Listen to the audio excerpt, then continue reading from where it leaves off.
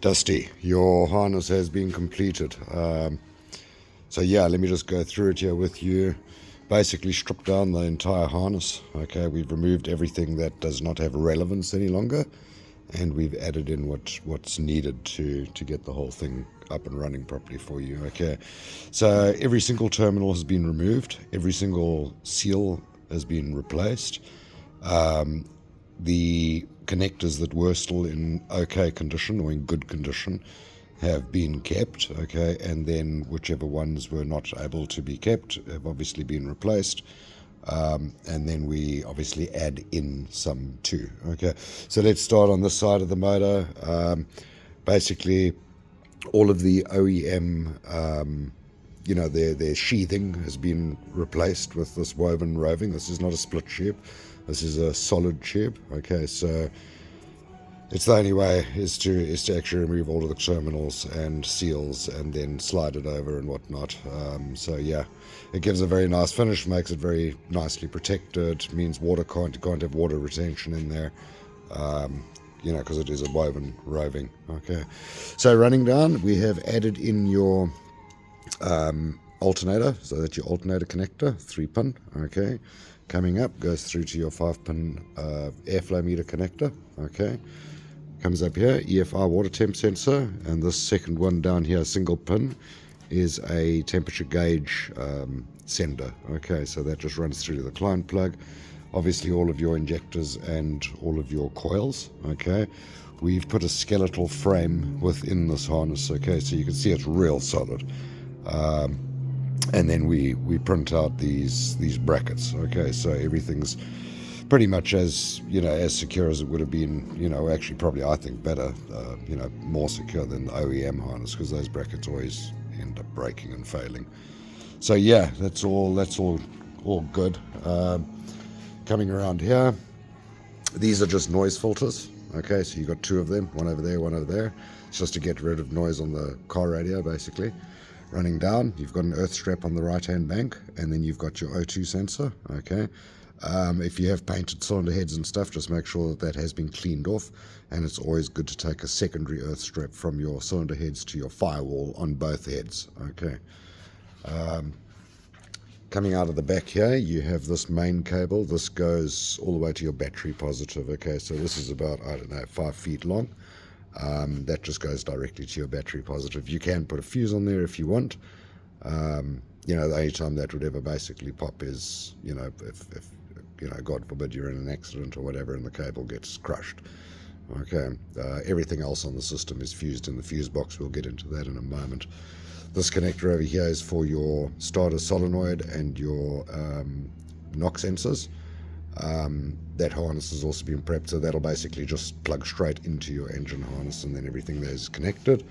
This side, very much the same as the other side. You've got your earth strap, okay, and then it goes down to your O2 sensor on the left side.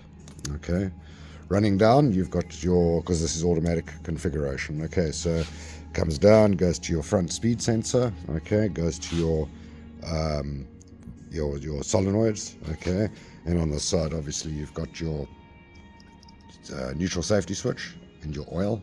Okay, and then running to the back, you have this 3-pin, goes into an extension harness that is in your client box, and this goes to your speed sensor. Okay, on your transfer case. And then this is all to do with your transfer case. So this can only plug in one way. You've got your position switches. Okay, you've got your actuator, and there's another position switch and whatnot. Okay, so that's all plug and play. That you're going to connect, because it's going into an 80 series. I'll get into that in a moment. That's all going to go through on all the client stuff. So yeah, this side very much the same as the other side. Again, everything's all been gone through. Okay, you've got another bracket over here. Again, it's also got a skeletal in here, so it's not moving anywhere. Okay, and very self-explanatory now on where, which ones are where. Toyota joined these, and it comes out all in one, and a lot of guys get them mixed up. So yeah, you just follow the order. Just make sure that all of these are nicely, that they just flow. Okay, so you don't want crossing over and whatnot. VSV valve. So there's your connector for that. This is for evap. Okay, if you do use it, great. If you don't, great. Either way, it's been deleted. The DTC has been deleted on the ECU. So if you don't use it, you're not going to get a code. If you do use it, great. Okay, and then running down here, obviously the rest of all of your connections. Okay, so you've got your throttle position sensor.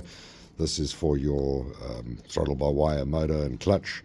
Okay, and then running over the top here goes to your accelerator position sensor, and you can just put 2 cable ties, one over there and one over on the side. Okay, those clips always break with Toyota, so I would just use cable ties there. This goes down, it's still within that steel structure. Okay, so you've got another mounting point over here that you can put another tie. Okay, and then the harness will not rub or anything like that. Front cam sensor runs down, goes to your aircon compressor clutch, okay, and then continues down to your crank sensor into your oil pressure switch. Now this, on a lot of 2UZs, they cable tied to this tube. I personally don't like. The proper way of doing it is to run it in this cavity right behind the aircon pump, and goes behind that bracket, and it comes out under here. Okay, and then plugs into it makes sure that the harness will never touch the the serpentine belt. Okay, so yeah, that is basically the actual engine harness coming down. It's got a tee off, and it goes to your fuse block. So this is a bit different to the way that we usually do it, but it's an upgrade. So in your fuse block now, you have all of your fuses, all of your relays, your start relay, fuel control relays, EFI and main relays. So fuel control, you've got 2 on here. One is for a positive, one is for a negative. Okay, so what's going to happen there is you're not going to use both of them. In the client plug, you'll see that you've got FC, which is a negative trigger. So like, for example, in a Land Cruiser, you can use FC to trigger the existing fuel system in the vehicle. You don't need to wire it in. Okay, and then the other relay actually is for a positive. So let's say a lot of the guys want to just connect up a fuel pump, then you've got a positive as well coming out of the client plug. So then you obviously wouldn't use FC. Okay, you're not going to use FC as a negative and this one as a positive. You can use one or the other. All of that is stipulated in your client form anyway. Engine light, okay, it's a replaceable bulb now, so you can pull that out if it ever does go bad. And then you can just replace it, and then obviously all of your fuses. So you've got your ignition, your fuel, your start, your sensors, and your coils and igniters, your throttle. So you've got all of that stuff. All of this is marked at the bottom of your lid. Okay, so you're no guessing there. It's all good. And then just put that one side for now. Goes through your grommet for your firewall, okay, and then goes down and it goes to your ECU. ECU has been flashed. It's been flashed to a Sequoia, so it's an 0102 Sequoia. There's your calibration ID, okay, and it's been immobilizer off. It's got a tune, so you've got a sharper throttle response.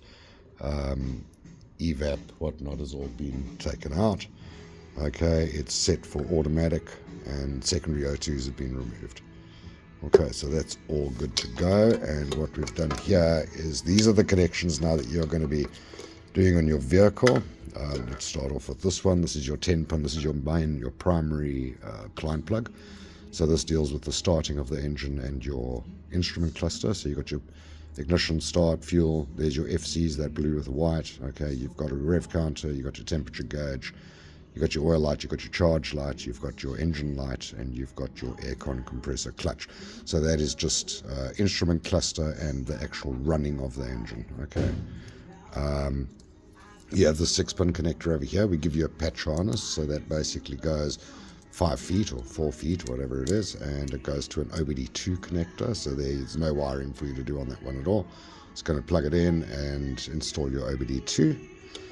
This is for your transmission. So you've got your park, your reverse, your neutral, your drive, your overdrive, your 3.2L, okay, all of that. And then you have your transfer case, okay. which is going to be this one here. So these are the wires that you're going to need. I think it's an IH1 connector in your Land Cruiser. So these are the wires that you're going to connect straight into that. The rest of the circuitry for your transfer case is in your vehicle. Okay, so you just need to connect up those wires to your existing plug. All of that information is in your is going to be in your folder. Okay, and then you have this last one over here. It's a 4-pin connector. This is for your cruise control. So you've got your 2 stoplights, you've got your indicator, your cruise on and off, and you've got your setting CCS, which is your setting pin. Okay, and then all of these will obviously give you your your pigtails for all of that. So it's all in here. So there you've got your pigtail for your transfer case. Okay, you have your. Actually, this is not. This is your pigtail for your main, your engine start and your instrument cluster. This is the one over here for your transfer case. You have your transmission, and you have your cruise control. Okay, so those have all been split up into separate plugs so that it's very, very easy for you to connect. And there's your sub harness. So this is basically, you just got to put that in. It's going to plug into your engine harness. So that's your starter motor, power supply, knock sensors, whatnot. And then we give you a airflow meter adapter. Okay, you could just spray that whatever color you prefer. We prefer to hand those just so that the guys get the inside diameter correct. But yeah, that is basically the go through, run whatnot of the actual engine harness. What I'm going to do now is I'm just going to put on the airbox, airflow, the air intake tube, and plug in the airflow meter, and then we'll give her a test run, and we will do a diagnostic scan and make sure you've got no troubles. I've put on the air tube, airflow meter plugged in. Remember, TZ, the airflow meter must face backwards. The airflow meter tube, if you do use ours, it's got an arrow on there anyway to show your air direction.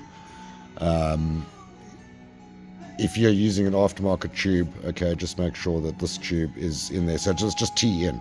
You just got to have a tube coming out of here, and it's going to be part of your ventilation system. Very, very important that is connected, and it's got to be between your airflow meter and the throttle body. You mustn't don't put it this side of the airflow meter. It's got to be on the side that's being metered. Okay. And then obviously on the other side is going to be the actual vacuum side. I haven't got this connected on here, okay, but it goes from here to your throttle body, okay, or to your tube on your plenum chamber, basically. Okay. Yeah, so let's quickly, I'm going to give it a run, and I can't run it for very long because I do not have a cooling system on here, but let's give it a go. Switch on ignition.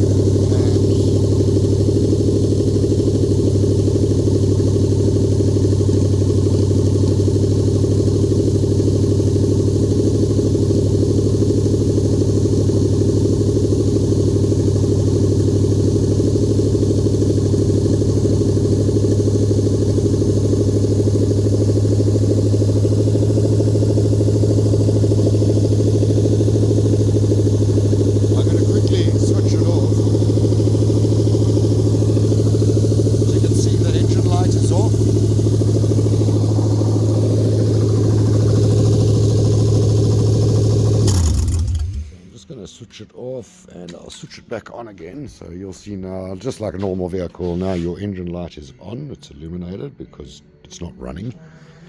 I just don't want to leave it running because of so you can see over there it's got no DTCs registered, code read, and it's connected to the vehicle's DLC. Okay, ignition is on.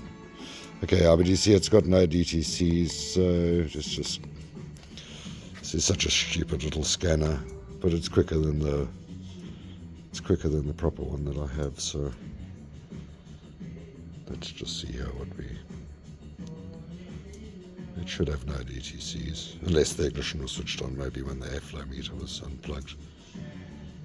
So there it's found its protocol, and DTCs in the ECU is 0. Okay. And yeah, so yeah, you should enjoy it. If you've got any questions at all, please let me know. But yeah, we've gone through this whole thing. It's really nice. It runs great. You should have no issues at all. Okay.